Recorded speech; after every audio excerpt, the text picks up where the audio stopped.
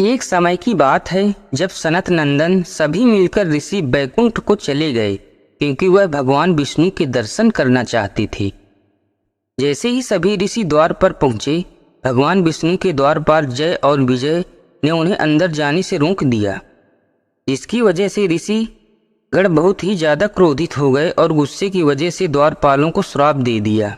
ये कहा कि तुम राक्षस हो जाओगी। जिसके बाद द्वारपाल ने प्रार्थना की और अपने द्वारा किए गए अपराध की क्षमा मांगने लगे। इसके बाद जब द्वार पर भगवान विष्णु आए, तब उन्होंने ऋषि मुनि को समझाया और अपने श्राप को वापस लेने के लिए कहा।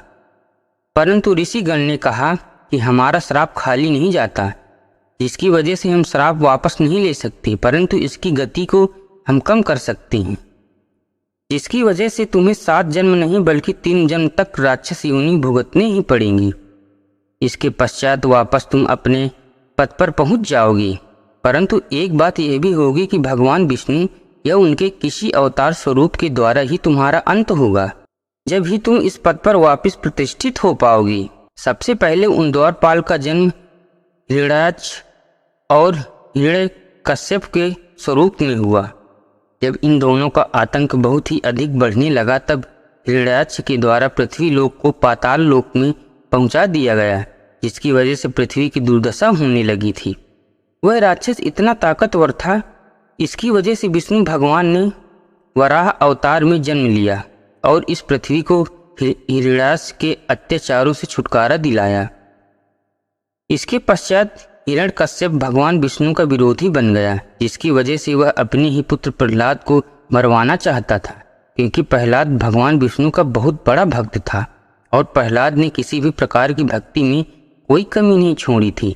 इसके पश्चात भगवान ने प्रहलाद पर होते हुए अत्याचार को रोकने के लिए नरसिंह अवतार धारण किया और हिरण्यकश्यप का वध किया, जिसकी वजह से सभी लोगों को हिरण्यकश्यप के अत्याचारों से छुटकारा मिल पाया। अगला जन्म रावण और कुंभकर्ण के रूप में हुआ। तब त्रेता युग में भगवान राम ने जन्म लेकर इन दोनों का सर्वनाश किया और दुनिया को इनके पापों से मुक्ति करवाई। इसके पश्चात तीसरा जन्म शिशुपाल एवं दंतवक्त नाम के 2 अनचारी रूप में जन्मे। उन समय भगवान श्री कृष्ण ने इन दोनों का वध किया। यह युग द्वापर युग था। उस समय भगवान कृष्ण ने अवतार लिया था। तत्पश्चात इसके 3 जन्म संपूर्ण होने के बाद इन्हें वापस पद पर प्रतिष्ठित मिल गया। इसकी वजह से यह वापिस से द्वारपाल जय और विजय के रूप में जन्मे।